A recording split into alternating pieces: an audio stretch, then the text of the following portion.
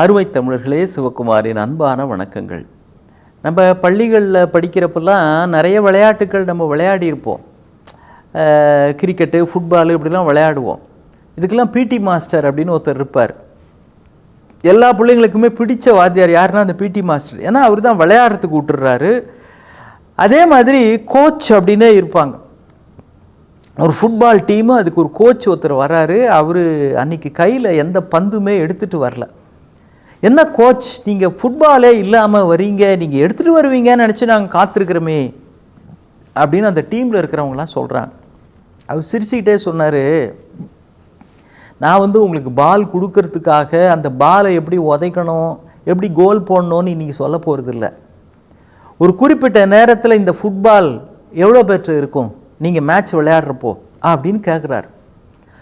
அவங்கெல்லாம் இப்படி யோசிச்சுட்டு 5 பேர் 6 பேர் 4 பேர் அப்படின்றாங்க. ஒருத்தர் மட்டும் கரெக்டாக சொன்னார், ஒரு சமயத்தில் ஃபுட்பால் ஒருத்தர்கிட்ட மட்டும்தான் இருக்கும் கோச் அப்படின்னார். சபாஷ், இந்த டீமில் மொத்தம் எவ்வளோ பேர் இருப்பீங்க அப்படின்னார். நம்ம சைடு அவங்க சைடு எல்லாத்தையும் சேர்த்தா 21 பேர் இருப்போம் அப்படின்னு இருக்கிறார். அவர் சொன்னார், என்னை பொறுத்த வரைக்கும் அந்த ஃபுட்பால் எந்த ஒத்தர்கிட்டக்க இருக்குது அப்படின்றத பற்றியே கவலை இல்லை. அந்த நேரத்தில் ஃபுட்பால் இல்லாத மற்றவர்கள் எப்படி நீங்கள் ஆட தயாராக இருக்கிறீங்க அப்படின்றதுல தான் அவர் அதை கோலாக மாற்றுறாரா இல்லை வெறும் பாலாவே விட்டுறாரா அப்படிங்கிறத பொறுத்துது. ஃபுட்பால் இருக்கிறவர்களை விட இல்லாதவர்கள் எப்படி அதை பெற்று கோலாக மாற்ற தயார் நிலையில் இருக்கிறார்கள் என்பதை சொல்லுவதற்குத்தான் ஒரு கோச் தேவை அப்படின்னு சொன்னார். அப்போ 21 பேரில் 20 பேரும் எப்படி தயாராக இருக்கிறாங்க. கொக்கு ஒக்க கூம்பும் பருவத்து மற்ற அதன் குத்து ஒக்க சீர்த்த பருவத்துன்னு நம்ம திருவள்ளுவர் சொல்கிறார். இந்த குளத்தங்கரையில் ஆத்தங்கரையெல்லாம் நீங்கள் பார்த்துருக்கலாம். கொக்கு தூரக்க பார்த்தீங்கன்னா ஒத்த காலம் மடிச்சுக்கிட்டு அது நிற்கும். ஆனால் பார்க்குறதுக்கு சும்மா இருக்கிற மாதிரி தான் இருக்கும். ஆனால் மீன், எந்த மீன் வருது, அது எந்த மீன் அப்படி கொத்தலாம், எவ்வளவு குயிக்காக நம்ம கீழே இறங்கி அதை கவ்வி பிடிச்சா அது வரத்துக்கும் நம்ம கவ்வறதுக்கும் கரெக்டாக இருக்கும் அப்படின்ற இந்த கால்குலேஷனெல்லாம் அந்த மீன் கொக்கு போட்டுக்கிட்டு இருக்கு. அது மக்குத்தனமாக நிற்கலை, கொக்குத்தனமாக நிற்குது. கவனமாக, அலர்ட்டாக, ரெடியாக, என்ன வார்த்தையில் வேணாலும் சொல்லுங்கள், அப்படி செயல்படுவதற்கு தயார் நிலையில் இருக்கிறவர்கள் நிச்சயமாக பிடிக்க வேண்டிய மீனை பிடிக்கிறார்கள். நீங்கள் விளம்பரங்களில் சில பொருட்களுக்கு ஆஃப் சீசன் அப்படின்னு ஒன்று உண்டு. இப்போ துணிமணி, பேண்ட்டு, ஷர்ட்டு, புடவை இதெல்லாம் வருஷம் முழுக்க வாங்கிட்டு இருப்பாங்க.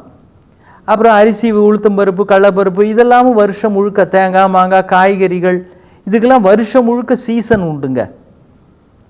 ஏன்னா வாழ்நாள் முழுக்க சாப்பிட்டு தான் ஆகணும், ட்ரெஸ் பண்ணி தான் ஆகணும், இதெல்லாம் வேண்டாம் அப்படின்னு. ஆனால் சில வகையான பொருட்களுக்கெல்லாம் ஒரு குறிப்பிட்ட காலகட்டத்தில் தான் அதுக்கு நிறைய மதிப்பு இருக்கும். இப்போ இந்த ஐஸ்கிரீம், கூல்ட்ரிங்க்ஸு இதெல்லாம் சாப்பிட்றோமே, இது எப்போ? வெய்ய நாளில் சாப்பிடுவோம். இந்த மழை நாட்கள், குளிர் நாட்கள், புயல் வீசுது, அப்போல்லாம் யாராவது போய் கூல்ட்ரிங்க்ஸ் வாங்கி குடிச்சிக்கிட்டு இருப்போமா? வெத்து ஊதுதுப்பா, ஒரு கூல்ட்ரிங்க்ஸ் ஒன்று போடுங்க அப்படின்னு சொல்லுவோம். அப்பா கலர் கொடுப்பா அப்படிம்பாங்க கிராம பக்கங்கள்லாம். அப்பா ஒரு கலர், ஒரு சோடா ஒன்று கொடு அப்படிம்பாங்க. அப்போ புயல் மழை வீசுகிற காலங்களில், குளிர் காலங்களில் இந்த குளிர்பானங்கள் இருக்கிறதே, இதற்கான காலம் ஆஃப் சீசனாக மாறிவிடும். அதுக்குன்னு மார்க்கெட் பெருசாக இருக்காது. அப்போ கவனிச்சிருக்கிறீங்களா? அதை விற்பனை செய்கிறவங்க இதுக்காக அந்த 6 மாதம் 4 மாதம் விற்பனை இல்லாமல் அப்படியே வச்சுருக்க முடியுமா? அதை ரொம்ப சாமர்த்தியமாக விளம்பரம் செய்வாங்க. நீங்கள் ஒரு தோசை சாப்பிட்டுட்டு எங்கள் குளிர்பானத்தை சாப்பிடுங்க, இது அருமையான காம்பினேஷன் அப்படின்னு விளம்பரம் பண்ணுவாங்க. பிரமாதமாக கார சாரமாக ஒரு சென்னை சாப்பாடு சாப்பிட்டுட்டு அதுக்கு பிறகு இந்த கூல்ட்ரிங்க் சாப்பிடுங்க, சில்லுன்னு பிரமாதமாக இருக்கும் அப்படின்னு விளம்பரம் பண்ணுவாங்க. ஏன்? ஆஃப் சீசன்றதுக்காக விட்டுற முடியாது. அப்பொழுதும் எது புழக்கத்தில் இருக்கிறதோ, விரும்பி வாங்குகிறார்களோ அதனோடு இதை சேர்ப்பது. இதுதான் குத்து ஒக்க சீர்த்த பருவத்து மட்டும் இல்லை, கொக்கு ஒக்க கூம்பும் பருவம். கூம்பும் பருவம்ன்றது தான் ஆஃப் சீசன். அந்த டைமில் எப்படி செய்யணுமோ அப்படி செயல்படுவது தான் புத்திசாலித்தனத்திற்கு அடையாளம். ஆனால் ஒன்றுங்க, வெறும் புத்திசாலித்தனம் போதுமா? வெறும் அறிவுபூர்வமாக லாபம் எவ்வளோ, ப்ராஃபிட் எவ்வளோ, நாம் எவ்வளோ சம்பாதிச்சோம் இப்படி மட்டுமே பார்த்துக்கிட்டு இருந்தா கொக்குக்கும் நமக்கும் என்னங்க வித்தியாசம்? ஹெர்பர்ட்னு பெரிய இசை கலைஞன், அவனை ஒரு நாள் மாலை லண்டனில் கூப்பிட்டு விருது தராங்க. அவர் காரில் வந்துக்கிட்டே இருக்கிறாரு. மேலை நாடுகளில், அதுவும் குறிப்பாக ஆங்கிலேயர்களை பொறுத்த வரைக்கும் இந்த நேரத்தில் அவங்க ரொம்ப எச்சரிக்கையாக கவனமாக இருப்பாங்க. பங்க்சுவாலிட்டின்னு சொல்கிறோமே, அதெல்லாம் 6 மணிக்கு நிகழ்ச்சின்னா கரெக்டாக 6 மணிக்கு தொடங்கிடுவாங்க. 7 மணிக்கு இசை நிகழ்ச்சி ஆரம்பிக்க போகுதுன்னா 7 மணிக்கு அரங்கம் நிரம்பிடும். அந்த இசை கலைஞர்கள்லாம் தயாராக இருப்பாங்க. நம்ம மொழியில் சொல்லணும்னா இறை வணக்கம், தமிழ்த்தாய் வாழ்த்து தொடங்கிடுவாங்க. ஆங்கிலேயர்கள் எப்படி தமிழ்த்தாய் வாழ்த்து பாடுவாங்களாம் கேட்கக்கூடாது. அவங்க மொழியில் தொடங்குவதை தொடங்கி விடுவார்கள். நேரத்தை கீப்பப் பண்ணுறதுல ரொம்ப பர்ஃபெக்டாக இருப்பாங்க. அதுவும் ஆங்கிலேயர்கள் எப்பொழுதுமே அந்த மரபு. சில இனங்களுக்கு சில வாழ்க்கை முறைன்றது அப்படியே இயல்பாகவே வரும். ஆனால் ஹெர்பர்ட் அன்றைக்கி 6:30 மணிக்கு நிகழ்ச்சி, அவருக்கு ஒரு விருது வேற தராங்க. அன்றைக்கி அவர் போய் சேர்றப்போ மணி 7 ஆயிடுது. அரங்கத்தில் ஒரு பெரிய சலசலப்பு, ஒரு மாதிரி என்னடா இது அப்படின்னு.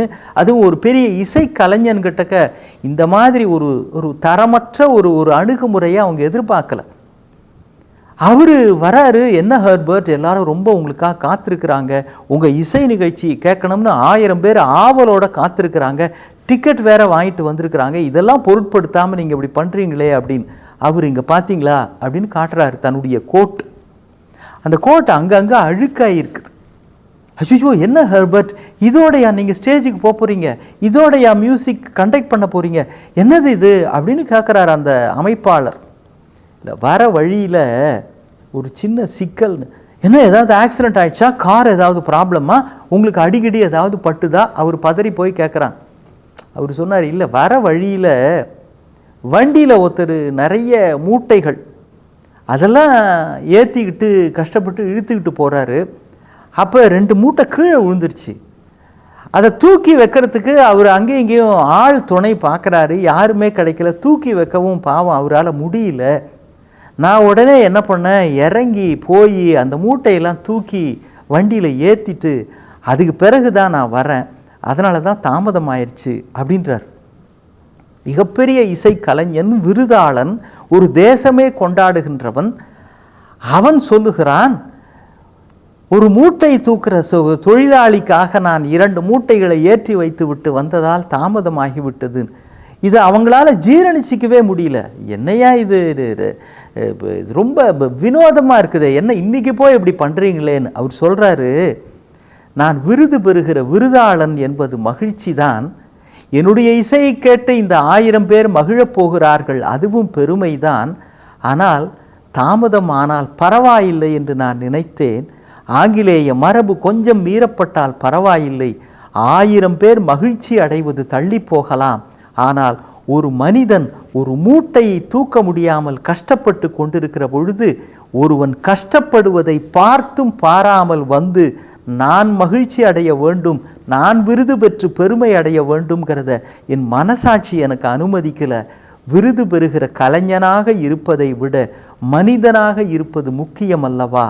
மனிதன் என்பதை நிரூபித்து விட்டவன்தான் விருது பெறுவதற்கு தகுதியானவன்னு நான் நினைக்கிறேன் என்றார் அந்த ஹெர்பர்ட். இந்த செய்தியை மேடையில் சொன்ன பொழுது அரங்கமே எழுந்து நின்று அவருக்கு கைதட்டல் தந்தது.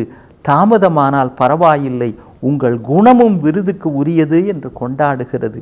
நாம் எந்த செயல் செய்கிறோம் என்பது முக்கியமல்ல, பிறருக்கு அது பயனுள்ளதாகவும் இருக்கிறதா என்பதுதான் முக்கியம். மீண்டும் சந்திப்போம். வணக்கம்.